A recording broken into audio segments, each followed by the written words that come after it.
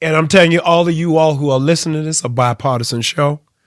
But if y'all don't get on this Kamala train, you get ready to miss it. This is a historic, significant moment for what America needs right now.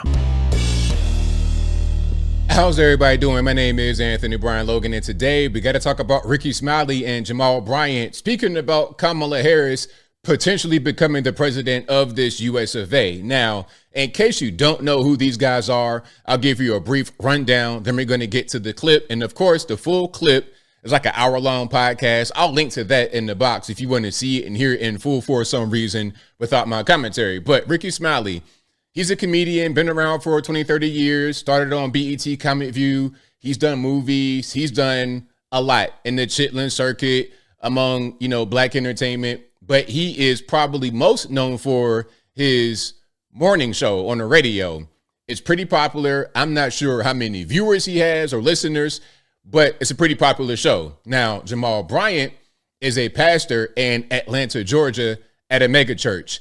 This church used to be pastored by Eddie Long, the molester pastor who is dead. He's in hell burning, thankfully. But Jamal Bryant came from Baltimore. And in that church, another mega church, he got a member of the church pregnant while he was married. Now, I don't know if he's still married or the baby got born or whatever, but that's who we're dealing with. A comedian who, in my opinion, isn't all that funny, and Jamal Bryant, a crooked, jack-led pastor. That's what we're talking about right now. And unfortunately, these guys got quite a bit of followers, okay? When Jamal Bryant goes to do speaking engagements, when he's in church, it's packed. When Rickey Smiley has a radio show, people are listening. So I'm here today to debunk what they said because it's not a whole lot of kickback. Now, shout out to Anton Daniels. I saw this clip originally on his channel. I didn't watch his video because I know he had a good take and I ain't want to have his thoughts be in my mind. So you're going to get an original first time watch of this right now. And again, it will be in the box, but without further ado, let's go ahead and roll it. Tell me your thoughts on Kamala becoming president. Listen, the minute Joe Biden endorsed, and I got dragged on the internet. Yeah. I don't know if you saw all of the blogs. Oh, yeah. Everybody got mad at me because I'm supporting, not support her is a vote for Donald Trump. Yes. So before he continues, because I know he's going to say more, if that's the argument that she is not Trump, it's not a very good argument. I'm going to need a little bit more than that because you're right. She's not Trump. But what if her policies are worse than Trump's? If you ask me, Trump has great policies. He may disagree, but he may also not like her policy. So let's get into that conversation rather than the identity stuff. Now, everybody got these blogs about Kamala Harris record. Where's the energy for Donald Trump's record? Listen. In the racist things that he said in what is it, Project 2025? That's correct. Okay, Project 2025 for the last time, but I know I got to say it again. Project 2025 is not Trump's plan. That is from the Heritage Foundation. Listen, Rickey Smiley and Jamal Bryant and everybody else. If I, Anthony Brian Logan, ABL, write a 1,000-page document and say, hey, this is Project 2025, and I think Trump should follow it, does that mean that Trump is going to do it? Does that mean that Trump asked me for it? Does that mean that Trump even read it? No. So why are we trying to say Project 2025 is Trump's plan and he's going to do it? Also, even if it was his plan, what in that plan has you so afraid? When you start to ask questions like that, they get kind of skittish because they don't know. All they know is that they've been inundated with advertisements talking about Trump bad, Orange Man bad, and Project 2025 bad, but they really don't know why, because they believe whatever they see on television and on social media, if it aligns with their bias. Where are the videos about that? Yes. Everybody video dogging me off for supporting Kamala Harris, like you drinking the Kool-Aid and all these. Listen, man, I cannot believe that we are actually sitting here having this conversation, because after Barack Obama, I didn't think I would see nothing else like that again, not in my lifetime. It's here. It's here. I was in the arena in Chicago. I was amazed. Now, you speaking about the DNC. That's where he was at in Chicago, the DNC.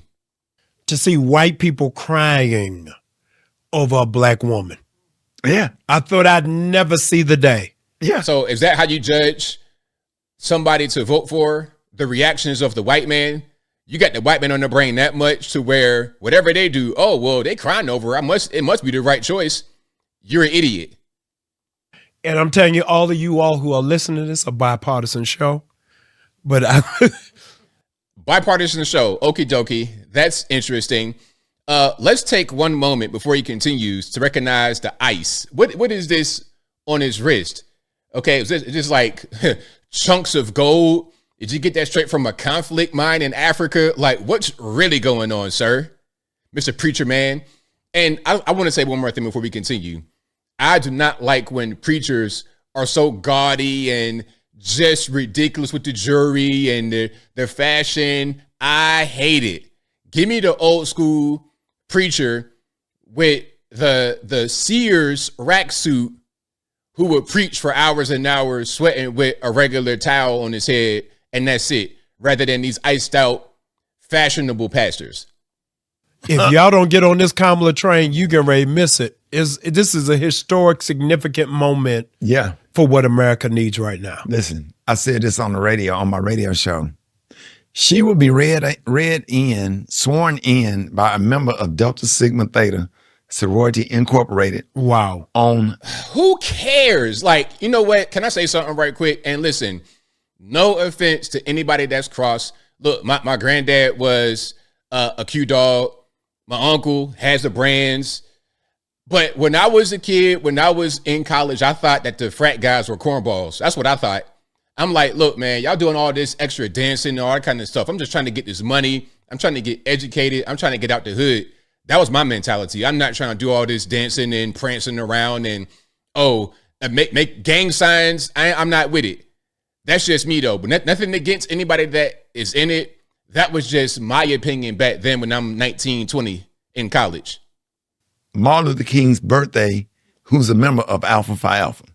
Crazy. If that don't give you chills, and I'm not a part of neither one of those organizations. Me neither. I got to figure out the campus got to throw rice or something. Something. Wow. When I tell you, and I, not just being a Democrat, but on a personal level, she called me when my son passed. No way. Joe Biden called me, President Biden called me and wrote me a letter. Wow. Naming my son and my grandkids. Wow. She picked up the phone and was like, bro, are you okay? Like the No, AKAs that's powerful. do. No, that's great. What's up, bro? You good? No, you that's need great. anything from? Yeah. It's personal for me. I don't care what nobody say or think. And I know there's a lot of men out here have this issue with that been just done bad by a black judge, that a female judge, or the prosecutor, Kamala being the prosecutor in California, locking black men up for ticky-tack charges, a bag of weed and stuff like this. Meanwhile, the whole state is overrun by illegal aliens and everything else. Okay, maybe that might be an issue. Do you know that Kamala was also involved with Michael Jackson in some of his cases, trying to get him locked up? Since when was Kamala a friend to the black man? Since when was Kamala even black? Kamala is an Indian woman. She is cosplaying as a black woman because of her time in Oakland. She got some of that quote unquote flavor that y'all like, but she's not even one of y'all and does not look out for your best interests. Been done bad by guarding that item or a judge on the bench. I'm scared to go to court and a woman is on the bench for anything, even as a plaintiff. You're right. I know it's not going to be fair. Yeah. Right? Yeah. But Kamala Harris was not that judge or not that guardian ad litem in your court case. Yeah. You know what I'm saying? So I know how to separate the two. I think that she is good for the country. She's bringing joy and love. Joy and love. How about, can we get some of these prices down? Can we, rather than joy and love, hey, you know what? That's all good, Rickey Smiley. Cool. That's great. But look, check it out.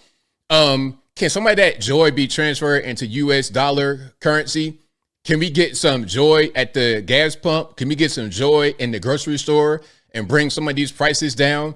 Can I not pay $15 for a pack of chicken? Okay. Can I just get some joy into things that actually matter in my life that'll make my life easier rather than feelings. I can't eat a bowl of feelings every day, Rickey Smiley. I'm going to need a little bit more than that. Joy does not have enough protein for me to sustain myself in a meaningful way. But I digress. You know, and I think people are going to come out and vote because when Hillary didn't win, Detroit didn't show up, Philadelphia didn't show up, Milwaukee didn't show up. Oh, so it's the black people's fault. It's the black man's fault. You're going to blame us for the white woman losing. Is that what you're trying to say right now? Is that what you're trying to say right now? It's the black man's fault for the white woman losing. That's crazy. That's crazy. If you were a white guy saying that, you'd be called a racist, and rightfully so. Rightfully so. Anybody who says that is a racist. Atlanta didn't show up, right? Yeah. He won all of those swing. He picked all those swing states. If I'm not mistaken, Minnesota, Pennsylvania, or whatever. Black folks finna come out and vote. The D is coming. No, you know what I'm they're saying? coming right now. If you all are listening, Is it okay? That's interesting. Interesting choice of words there, Rickey Smiley. Absolutely. Ricky, you got to drum this in on the radio. There are 10 million, hear this, eligible, unregistered black people in swing states. Yeah. Not in America, in the swing states. Yeah. Now, there's more to this, but I ain't going to play the entire thing. I'll link to it again in the box.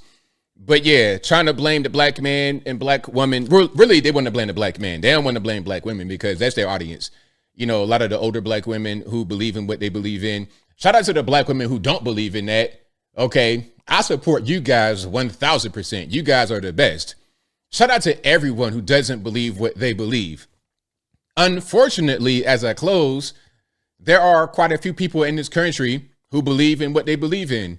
You heard Jamal Bryant. I was at the DNC and I was seeing white people crying for Kamala. So it's not even really a race thing, but they're making it be a race thing, trying to blame us for the white woman losing.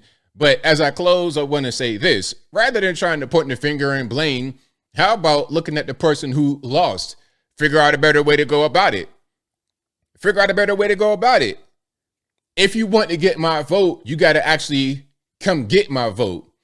What has Kamala said or done that would warrant me or anyone else voting for her?